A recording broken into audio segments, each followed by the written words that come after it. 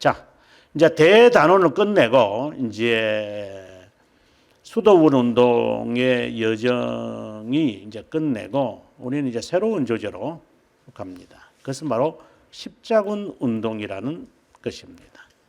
우리가 십자군 운동은 여기 보면 일반 문화사에서도 유럽사에서도 아주 중요한 것입니다.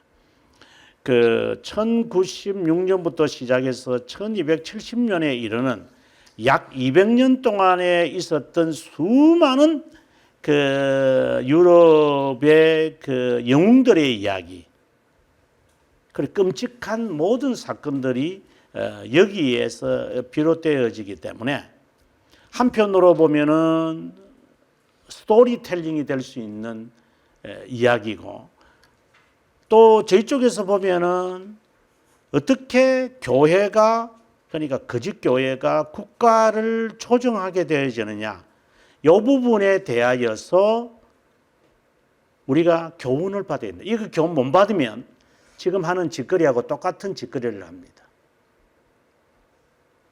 며칠 전에도 뭐 대통령 불러와 가지고 장로하고 목사들이 앉아서 조창 기도를 하는 걸 TV에서 잠깐 뉴스로 봤는데, 이런 짓거리들을 합니다. 이거는 시도에 불과, 잘 안 되죠, 그게.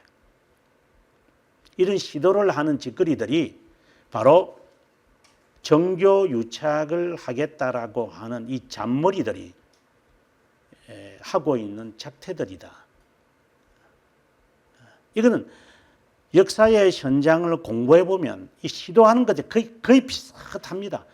우리가 십자군 운동 이 말을 하기 전에 우리가 그 개혁 운동이라는 것을 가지고 여러분이 수도원 운동을 시작했잖아요. 젊은 저 시작할 때 어떻게 했는데요? 바로 클루니 수도회가 교회 개혁하겠다고 뛰어듭니다. 그래서 제일 먼저 했던 것이 무엇이냐? 종교회의를 개최를 해서 자기들의 마음에 드는 클루니 수도회 출신들을 다 앉혀버립니다. 그러면서 자신들의 그 강력한 그 카리스마를 나타내기 위해서 독신 제도를 제창합니다. 왜? 교회가 이제 그런 것 때문에 이제 여러 어려움을 당하니까 그 어려움을 당하는 것에 대한 그 반창고 붙이기 식으로 하면 사람들은 좋아하니까.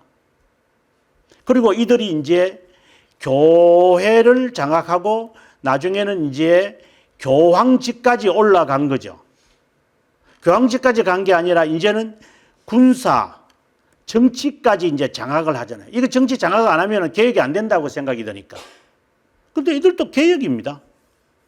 개혁의 리포밍을 주장하면서 시작한 자들입니다. 그래서 개혁교회라고 할 때 저게 리포밍을 말하는 것이냐, 이거는 영어에서 아주 뉘앙스가 있는 겁니다. 너가 리포밍을 하려는 것이냐, 리폼드냐, 이 분명히 정체성 밝혀라. 그래서 용어 정의를 분명하게 해야 된다. 개혁주의라고 할 것인가, 개혁신학이라고 할 것인가, 개혁신앙이라고 할 것인가, 아니면 개혁주의 신앙이라고 할 것인가, 이런 용어 정리도 제대로 하고, 리포밍이라는 말과 리폼드라는 말은 엄청나게 다른 차이인데, 로만 가톨릭이 하는 것은 리포밍이었고 우리가 하는 것은 리폼드라고 하는 이 개념을 분명하게 해야 됩니다. 우리는 변화된다, 개혁되어야 된다 라는 것이고, 우리가 개혁시키겠다 하는 능동적인 자세하고는 성격 자체가 다릅니다. 항상 하나님의 말씀으로 우리는 개혁될 것이다, 개혁되어야 한다 우리는. 하지만 이들은 주체가 누군데요? 인간이죠. 우리가 개혁시키겠다. 성격 자체가 다릅니다. 이러되면 이렇게 가서 결국은 이들이 장악하는 것이 어디로 가느냐? 열매가 십자군 운동으로 가는 것이다. 이제 이런 측면에서 우리는 십자군 운동을 봐야만 하고, 그 다음 이 교훈을 얻는 측면에서 개혁 운동의 가장 잘못된 점이 이제 십자군 운동이라는 것이 첫 번째라면, 두 번째 우리가 교훈을 받아야 할 것이 무엇이냐면, 이것이 시작이면서 이것이 끝입니다. 저렇게 극성을 부렸다? 그러면 그것은 끝입니다. 마지막임을 알기 때문에 마귀들이 설치는 것과 같아. 이 말을 제가 하고 싶습니다. 그래서 얼마나 크겠습니까? 모든 것을 다 장악했고 이제는 국가까지 장악을 했습니다. 더 이상 올라갈 데가 없습니다. 이제는.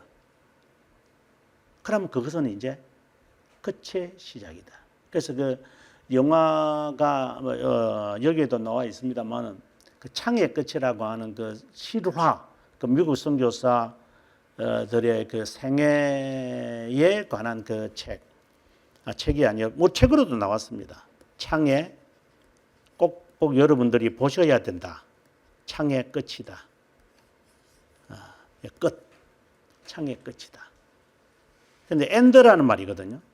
근데 창의 끝이기 때문에 그 다음에는 뭐죠? 복수의 끝이다. 이제 이런 이제 의미로 아주 매우 감동적인 그 영화입니다. 아무튼 이러한 이제는 만용의 시작은 몰락의 시작이다. 그것이 십자군 운동에서 우리가 봐야 할 이제 두 번째 교훈이다. 십자군 운동에 관한 여러 가지의 그 이야기들은 뭐 영화로도 나왔으니까 자, 한번 성격을 한번 보도록 합니다. 200년 동안 유럽을 온통 벌집 쑤셔 놓은 것처럼 만든 십자군 운동에 대하여 수많은 소설과 희곡이 만들어졌고 예술적으로 표현되기도 했다. 이러한 십자군 운동은 예루살렘 지역을 장악하고 모슬렘에게서 지배권을 되찾겠다는 중세시대 교황 제도의 야망이 드러난 군사적 원정이었다. 십자군 운동의 기원을 한마디로 표현한다면 서방교회에서 비롯되었다고 할 수 있다. 11세기 전에는 이러한 대규모적인 군사적 운동에 대한 야심이 없었다. 그만한 명분이 없었던 것이다. 1054년 동서방교회가 분열되면서 동방교회 즉 비잔틴 제국이 모슬림 지역에 둘러싸여 있던 뭐 다르게 말하면은 이제 지금의 투르크족이죠. 턱스. 셀주크 투르크지만 이게 투르크족이 이제 이걸 무너뜨리기 위하여 지금의 이스탄불을 무너뜨리기 위하여 정말 고생을 많이 하죠. 예. 그러다가 1543년 그러니까 이 분열되고 난 다음에 500년 후에 서방교회는 역사 속에서 그 근거지를 잃어버리고 말죠. 그 근거지를 잃어버리고 그때의 정교회가 이제 어디로 가느냐? 러시아로 가기 때문에 러시안 오소닥시 처치가 만들어지는 계기가 돼서 그래서 뭐 똑같이 뭐 이런 빵모자를 할 수는 없으니까 그죠? 그 러시아에 가면 꼭 그 버섯 모양을 이렇게 해가지고 이렇게 했대요. 근데 이제 이스탄불에는 이런 빵모자 이렇게 해가지고 교회가 만들어져 있잖아요, 그죠? 그러니까 그대로 하면은 이제 그 짝퉁이 되니까 이렇게 만들어가지고 뭐 전쟁이라 하지 말지. 뭐 유크레인을 말합니다. 그 종교 지도자들 뭐 하고 있는지 모르겠죠. 이것들이 똑같은 놈들이죠. 국가 종교죠. 이것들이. 1차 세계대전도 그렇고 2차 세계대전도 그렇고 그때 당시에 목사들이 뭐 했겠어요? 다른 아니겠지만 같은 기독교인들 죽이는데 그때 당시에 로만 카톨릭은 어떻게 됐겠어요? 좀 상상이 되십니까? 독일이나 영국이나 프랑스, 오스트리아나 이런 사람들 다 로만 카톨릭 하에 있었습니다. 그럼 고향니는 그럼 어느 편에 붙었어? 한 물어보죠. 교황 보고. 야, 니 그때 어디 붙었어, 니는?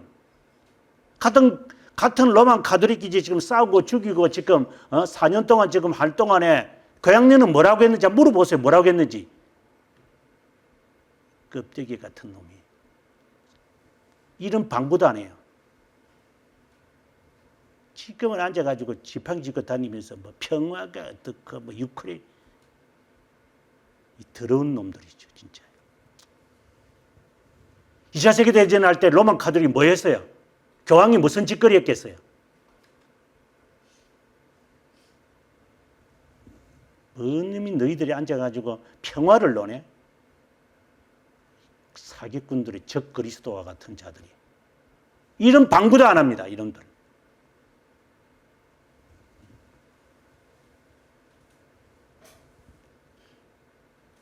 그들의 역사를 뒤집기 시작하면 제가 그보다 더 붕괴와 폭언이 제가 나오겠지만,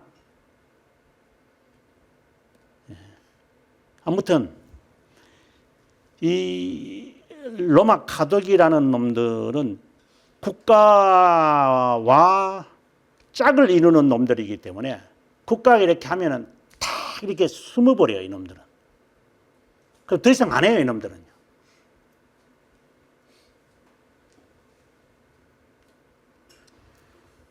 비잔틴 제국이 모슬렘 지역에 둘러싸여 있던 예루살렘이 그들의 지배하에 들어갔다는 비보는 로마 교황들의 큰 관심을 끌기에 충분했다.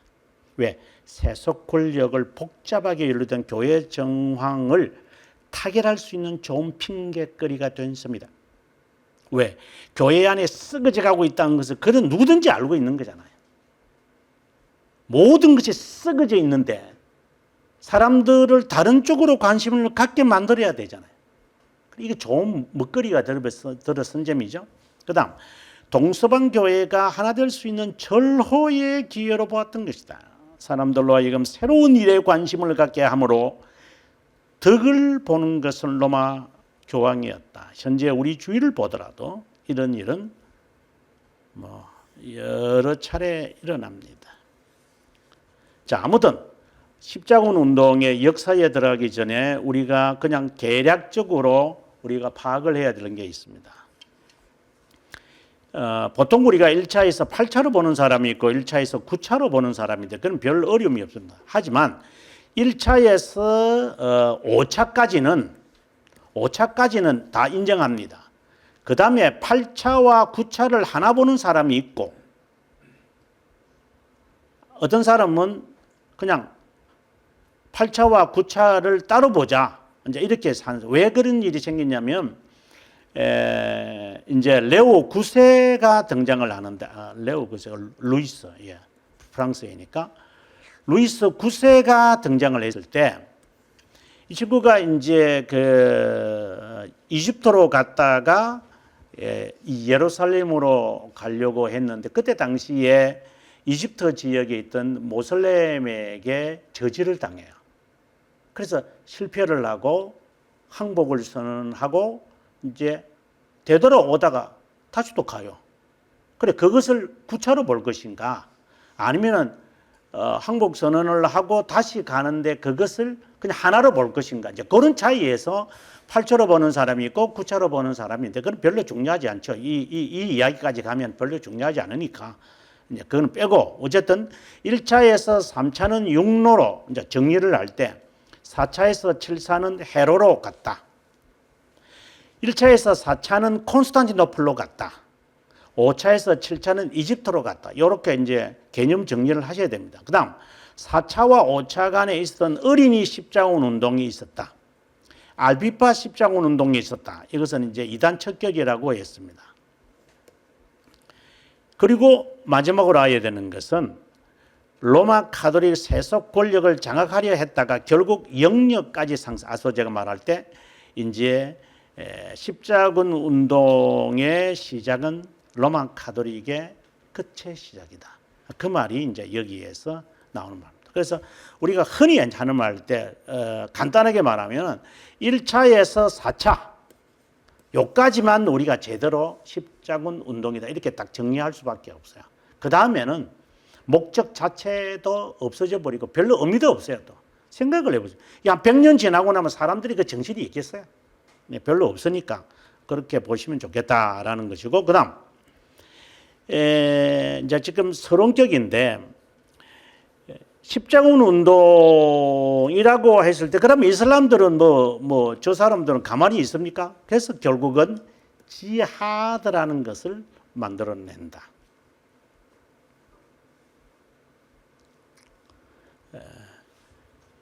1차 십자군 운동이 1999년 7월에 이제 마무리할 때 엄청나게 사람들을 많이 죽이거든요. 엄청나게 죽입니다, 진짜. 그때 기록에 뭐 조금 과장이 됐지만 발목까지 피가, 그러니까 우리가 비가 오는 날 하수구로 피가 물이 빠져 안 나가서 발목을 찰랑찰랑 하는 것처럼 얼만큼의 사람들을 죽였으면 3만 명 이상에서, 지금 예루살렘 그 언덕에 좀 이래 있습니다만 저기에 몇 명이 갈 수 있을 것 같아요. 빽빽하게 서도 3만 명이 안 됩니다.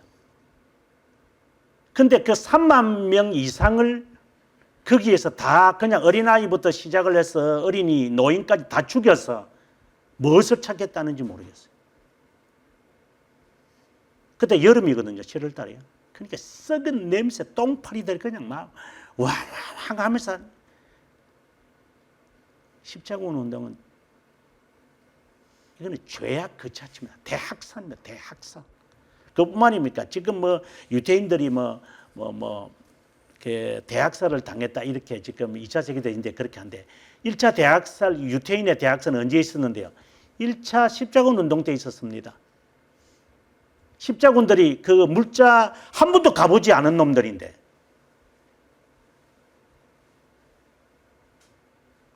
한 번도 안 가본 놈들이 지금 가는데 뭘 준비하고 갔겠어요?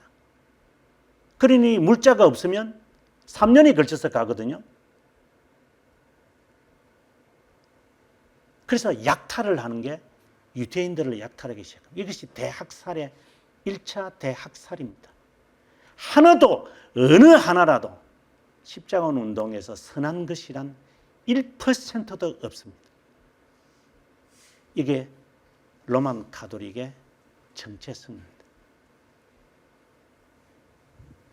그래서 지하드라는 말이 나오게 됩니다. 언제 만들어졌느냐? 1차와 2차, 1차와 2차가 아니라 2차 십자군 운동을 일으키려면 1차, 2차 사이가 되겠죠. 그때 맘룩 쪽의 지도자 장기라고 하는 사람이, 이제 나중에 설명이 다 나올 겁니다, 하여 2차를 일으키도록 하게 했다. 그때 당시에 그 이슬람 사람들은 셀죽 투르크족이었다. 그렇게 보면 좋겠고, 십자군 운동이라는 말이 나오면 항상 이 투르크족, 요즘 뭐 영어로는 터키라고 하는데 요즘 또 튀르키예 뭐 이렇게 말을 합니다만은, 아무튼 그들의 조상이 이제 11세기에서 14세기의 중앙아시아와 중동을 지배했던 왕조를 가르친다. 북부 이란 지역에서 중앙 이란 지역으로 옮겼고, 그들을 우리는 셀죽, 투르크족도 여러 족속인데 그 중에 셀죽이다라고 하는 말입니다. 십자군 운동이 일어나게 된 배경으로서 이 상황을 보면, 예루살렘 상황은 이 7세기부터 일어난 모슬렘, 우리가 모슬렘이 이제 7세기부터 시작하잖아요. 7세기 초부터. 그 모슬렘들이 동방교회와 비잔틴 제국에 속한 영역을 하나씩 침략해 가는 데서 시작이 되어졌다. 이렇게 먼저 떠올리면 좋겠어요. 물론 십자가 운동으로 인해서 지금의 지금 극동의 그 사람들이 지금 뭐 어렵게 지금 처했지만, 실제로는 그들이 이 7세기 초에 이제 모슬렘의 대이동, 제가 역사에서 대이동이라는 것은 게르만의 대이동이 있고, 그 다음에 모슬렘의 대이동이 있고, 그 다음에 노르만의 대이동이 있고, 그 다음에 몽골의 대이동이 있거든요. 이렇게 되면서 이제 그 세계 역사는 여기서 말하는 세계 역사라는 것은 유럽의 역사를 말하는 거죠. 유럽의 역사는 판이하게 판도 자체가 달라지는 것이 있습니다. 그래서 십자군 운동이 일어나게 된 시작은 그들이 먼저 기독교계를 침략하는 데서 시작했다라는 것을 이야기하고 들어가야지, 그렇지 않고 그냥 단순히 십자군 운동을 했기 때문에 우리가 이렇게 한다, 이런 말은 그는 역사를 모르는 이야기라고 봅니다. 성모교회를 공격하고 그리고 방문자들에게 많은 고초를 주게 된다.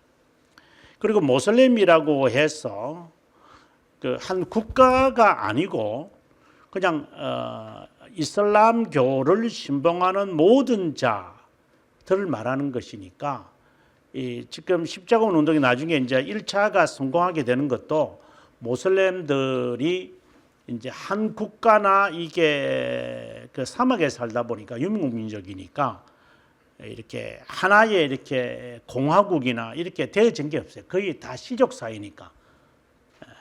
그래서 공격을 해가지고 예루살렘을 정복할 수 있었지. 나중에 이제 1차 십자군이 있고 난 다음에 장기라고 하는 사람이 우리가 여기에 대항해야 한다, 이래서 이제 단결하고 단합을 시킨 후부터는 십자군 운동이 실패하게 되죠. 그럴 수밖에 없는 거예요. 그래서 성공한 것은 역사적 배경은 아직 그들이 단합, 단결하지 않은 상태였다라는 것을, 시대적인 것을 보는 것이 좋다. 그 다음에 당시의 유럽의 상황은 어떤 것인가? 프랑크족, 우리가 앞에서도 많이 봤습니다만은 카를링그 왕조는 점점 쇠퇴하고, 그다음에 노르반의 대이동이죠. 이 무어라는 것은 이슬람 교도들과, 그러니까 모슬렘들과 스페인 사람들 간에 있는 혼혈아지요. 이 혼혈아를 말해. 근데 얼굴은 새까맣는데 좀 새까맣지는 않고 조금 이렇게 하얀데, 모든 이목구비들은 서양 아이들. 그래 색깔이 우리하고 비슷해요. 그 스페인 오리지널들을 보면. 그다음에 슬라브 민족, 여러분 아다시피 지금의 핀란드라든가 이런. 그다음에 마자르족이라는 게 지금의 헝가리라든가 이런 그 지역의 사람들입니다. 이런 족속의 침입은 유럽을 불안하게 했다. 유럽 군주들은 제각기 군비들을 저축하고 군사력을 강화시켜 나가서 영토 전쟁을 일삼고 있었다. 그리고 그 시기에 이제 우리가 지난번에도 봤습니다만은 1066년 이제 영국의 노르만 왕조가 만들어지게 되어지고, 그다음에 이베리아가 이제 지금 스페인이죠. 있는 무어인들을 추방시킬 것을 종용하게 된다. 그러면서 면제부까지 팔게 되어진다. 이런 가운데 셀주크는 위협을 받던 비잔틴 제국의 황제 미카엘 7세는 그리고리오 7세, 우리가 잘 알다시피 그리고리오 7세는 1차 그 성직 수인권 논쟁이죠. 성직 수인권 논쟁에 그 하인리 4세와 이제 논쟁을 했던 사람입니다. 그리고 콜루니악, 그러니까 콜루니 수도사, 이 사람의 제자가 이제 그 십자군 운동을 일으키는 그 우르바노라 그러죠. 영어로는 우르반 이런데 우르반 2세가 되겠습니다. 에게 구조 요청을 하기에 이른다. 이 기회를 잘 포착하여 로마 교회와 비잔틴이 화해하고자 했다. 성모교회, 이것은 예수 그리스도의 그 아리마대 요셉의 그 무덤 위에 세운 교회라고 말합니다. 이건 아무도 모릅니다. 그냥 갖다 붙여 보시면 됩니다. 신실한 자들을 권면하며 대대적인 군사 원정을 계획했다. 당시에 이제 비잔틴 제국은 여기에 콤네누스 왕조를 설립한 알렉시오스는 소아시아, 지금 소아시아는 여러분 아다시피 지금 터키 지역인데 셀주크 투르크족과 발칸 반도, 우리가 잘 아는 과거에는 유고슬라바키아입니다만 지금은 마게도니아를 비롯해 가지고 체체니아인가, 이런 여러 나라들로 이제 7개로 만들어졌잖아요. 과거에는 제가 고등학교 때까지 해도 유고슬라바키아라고 했는데, 나중 보니까 7개 나라로 다 갈라졌더라고요. 그러한 나라들이 있는 발칸 반도의 노르만의 침략으로 큰 위협을 받고 있었다. 로마 교황 우르바노 2세, 아까 제가 말씀드렸던 그레고리오 7세의 제자입니다. 에게 요청을 하게 되어지고 중국인들에게도 도움을 요청했다. 중국인들. 실제로 당나라 때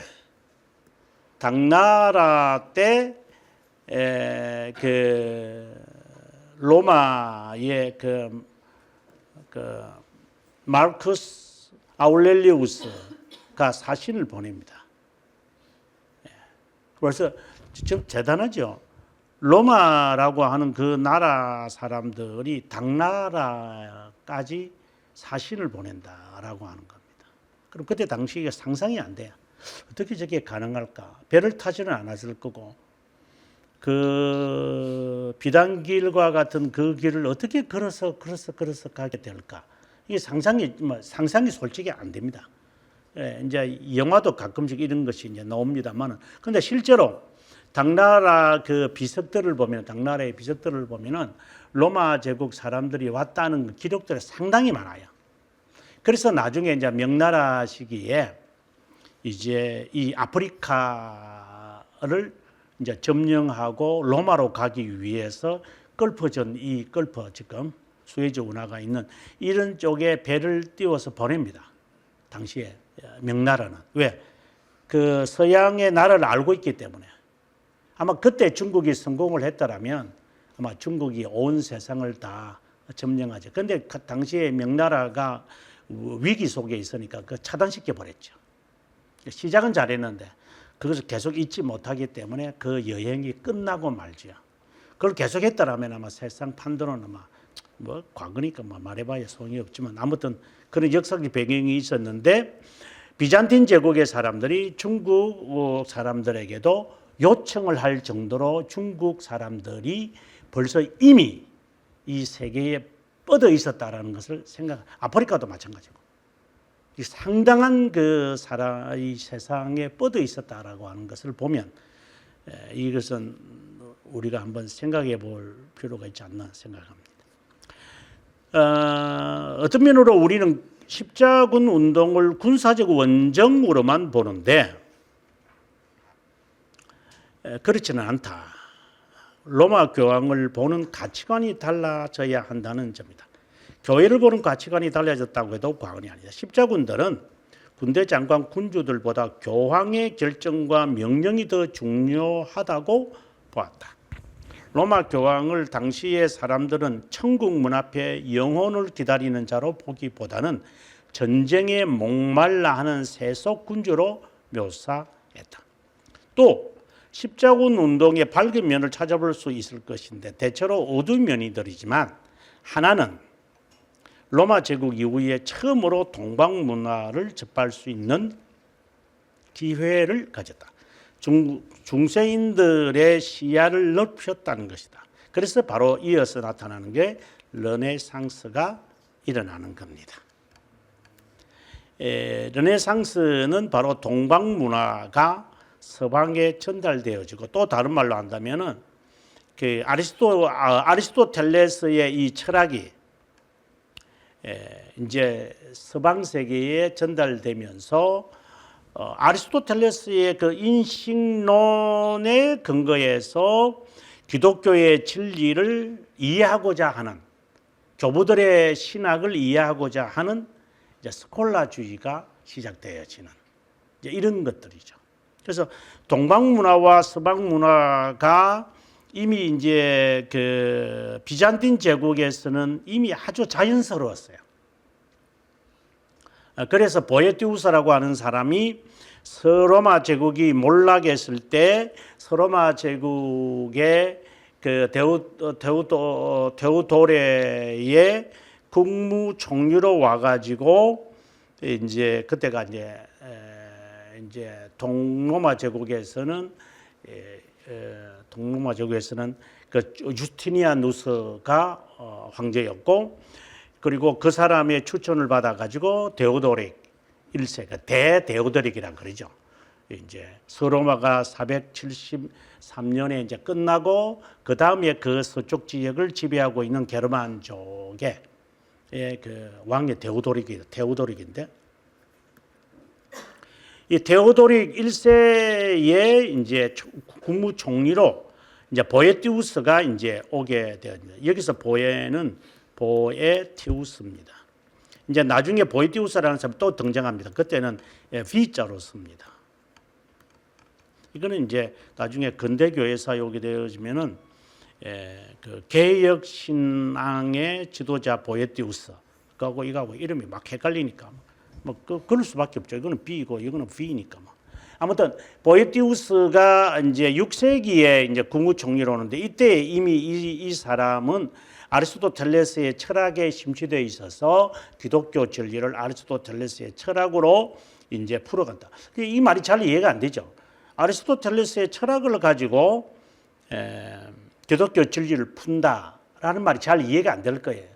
그러나 이해해야 합니다. 무슨 말이냐? 철학이라고 하는 이 인식론, 이 철학은 인식론을 말하는데, 인식론이라고 하는 이 체계에 기독교 진리를 집어넣는 겁니다.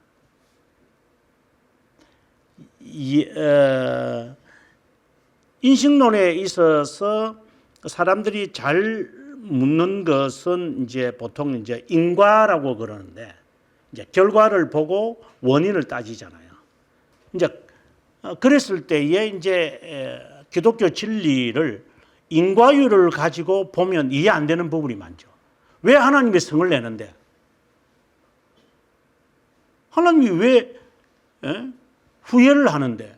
이제 그런 문구가 나오면 일반 인식론에서는 이해가 안 되는 거거든요. 하나님은 자비롭다? 근데 화를 내신다? 근데 또 사랑의 하나님이다? 이게 서로 이게 충돌이 막 일어나니까, 그러면 근본적으로 하나님은 선하다. 그러면 악한 것에 관한 이야기가 나오면 다 빼야 된다. 이제 이런 식으로 가버리니까. 그래서 아리스토텔레스의 철학으로, 죄송합니다. 아리스토텔레스의 인식론을 가지고 교부신학이나 성경의 진리를 정리한다는 말이 그 말입니다. 이 인식에 이해가 안 되면 다 빼라 이 말입니다. 그런데 이것은 단순한 것이 아니라 우리가 그리스도인이 되기 위해 중생이 되고 난 다음에 내가 인간이 가지고 있는 인식 체계가 있어요. 저도 그렇고 여러분들도 그렇고. 그럼 그 인식 체계 안에 개혁신앙이 있다. 이게 이해가 안 된다. 아까 앞서 우리가 앞부분에서 아니 자녀가 얼마나 중요한데, 가족이 얼마나 중요해, 부모 공경을 하라고 성경이 했는데 지금 칼빈 선생은 한 가지 예외를 들면서 했다. 이 말이 안 되는 거예요. 그럼 칼빈 틀린 거예요, 이제 그냥. 이제 이런 식으로 내가 가지고 있는 이 그 인식 체계에 기독교 진리를 집어 넣으려면 빼야 돼요. 그 중에 대표적인 게 뭐냐? 삼일체 빼버리는 거죠. 그럼 하나님은 존재하지 않아요. 안 존재한 거예요. 그냥 존재한다고 우리가 치자, 그냥. 그렇게 가정을 하자. 그래야지 되는 거죠. 이거는 없는데 그냥, 그럼 어떻게 삼위가 하나님이 되나? 그건 말이 안 되는 이야기. 그건 말하지 마, 그냥. 이제 그런 식으로 하게는 것이 아리스토텔레스의 동방의 이 그 철학을 가지고 이제 서양의 기독교 진리를 이렇게 해석하고 분석하는 것이 스콜라주의잖아요. 이제 그게 이제 보에티우스부터 이제 시작을 하게 되죠. 이게 이제 십자군 운동이 되면서 점점 더 빨라지는 거죠. 이제 그런 것을 지금 제가 말하고 있는 겁니다. 결국 13세기 르네상스 시대가 도래하고 로마 제국이 5세기에 몰락한 이후 서방 세계에 늘 있었던 내전, 유럽의 역사가 점점 어두워 간다는 실망들은 십자군 운동의 15를 통해 안정되고 생기를 되찾게 된 것은 사실이다. 그런데 그 생기가 결국 자기 파멸로 재촉한 것이 문제가 되겠지만, 뭐 이렇게까지 가려면 이 말이 뭐냐면은 십자군 운동은 상업주의를 만들거든요. 상업주의. 커머셜리즘이죠. 커머셜리즘을 만들고, 커머셜리즘은 즉 상업주의는 무엇을 만들어내느냐? 민족주의를 만들어내요. 바로 내셔널리즘을 만들어내요. 그럼 이게 뭘 그렇게 중요하냐? 아주 중요하지요. 왜 중요하냐면 지금 앞에서도 그 말했습니다만 모든 중심은 교황 중심입니다. 교회 중심이었습니다. 그 이유는 모든 나라의 교황의 말이라면 다 순종하게 돼 있어요. 그런데 이제는 교황이 도와주지 않아도 왕이나 그 권력자가 나를 도와서 상업을 할 수 있어요. 근데 과거에는 교황의 그 도장 하나 갖고 어디든지 갈 수 있지만 이제는 국가 간의 그 왕들의 교제를 통해서 할 수 있는 보호자가 생겨난 거죠. 그래서 커머셜리즘은 민족주의와 결탁을 하여 교회를 반박하게 되어지게 되는. 근데 결국 자기 자멸로 빠지고 말죠. 근데 이때는 재밌죠, 뭐. 이때는 재밌죠, 뭐. 잘 나가니까. 그냥 망하죠. 스프레이 뿌릴 때는 좋았겠지만, 샥샥샥샥샥. 그 지우려니까 돈이 많이 들어서 그렇죠. 이러한 자긍심마저도 십자군들이 저지른 만행과 사태로 인해 무찬히 짓밟히고 만다. 십자군 운동은 서방 세계로 하여금 상업혁명, 산업혁명이 아니에요. 그래서 커머셜리즘이라고 제가 말한 겁니다. 그만큼 교회를 탐욕과 물질에 눈물도록 했다. 더 비참한 것은 동방세계와 이교도들이 기독교인들에게 정오심을 갖게끔 한다. 이것은 나중에 이제 종교개혁 시기에 오면 종교전쟁이라는 게 있잖아요. 이 종교전쟁으로 인해서 계몽사상이 꼽히게 됩니다. 교회가 국가와 결탁하지 말아야 하는 이유가 바로 이것입니다. 할 때는 좋죠. 조창기도회 하니까 좋지. 조창기도회 한다고 기독교인들은 좋아가지고 룰로 하겠지만 거기에 절대적 다수에 있는 비기독교인들에게는 정오심을 갖고 기독교인들에 대한 미움이 표현됩니다. 지금의 모습입니다. 할 때는 좋겠지. 나중에 어떤 결과를 불러일으킨다. 그래서 해야 되지만 하지 말아야 하는 겁니다. 기독교에 대해서 정오심을 갖게끔 만든 겁니다. 그 책임은 하는 자들이 책임져야 합니다. 제가 이거는 뭐 적절한 예는 아니지만 우리 동네도 고속도로 들어오면 좋겠다. 땅값 올라가는 좋지 니는. 그것 때문에 시골에 있는 청년들이 서울로 가는 거는 모르겠지. 그래놓고 이제는 시골은 망한다고? 네가 스스로 그랬잖아. 이렇게 20분, 30분 내에 뭐 1시간 안에 다 만들어놨는데 왜 이 시골에 계서 젊은 애들이요? 버스 타고 가버리지. 사람은 불편해야 됩니다. 그래야지 자신의 커뮤니티들이 만들어지는데 그렇게 만들어 놓고 난 다음에 이제 와서 젊은 애들이 우리 동네에 없다, 뭐 있다, 많다. 자기 자멸입니다. 그렇게 할 때는 좋지. 땅값 올라갈 때 너는 배부르겠지. 배불러 봐. 소화가 안 될 거야 이제. 좀 조심하십시오. 진짜 나는 제가 늘 그런 우리 교회 성도들한테 늘 그런 말하지만 제가 살았던 에반스빌 교회 제가 첫 이민 목회를 하는데 그래도 큰 도시거든요. 인디애나에서는. 근데 고속도로가 못 지나가게 만들어요.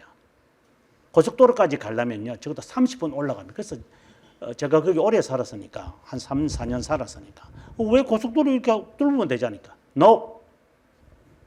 고속도로가 우리 동네를 지나가면 안 된다는 거예요. 그래서 저는 이해가 안 됐어요. 근데 그 사람들은 그것을 이해하고 있어요. 이 사회 공동체는 파괴된다는 거예요. 고속도로 때문에. 좀 제발 이런 머리는 안 돌아갑니까? 이 조선 애들은. 저는 답답합니다. 그래서 십자군 운동은 할 때는 좋지. 왕들이 말 듣고 하니까 파멸이 될 거다. 이런 겁니다.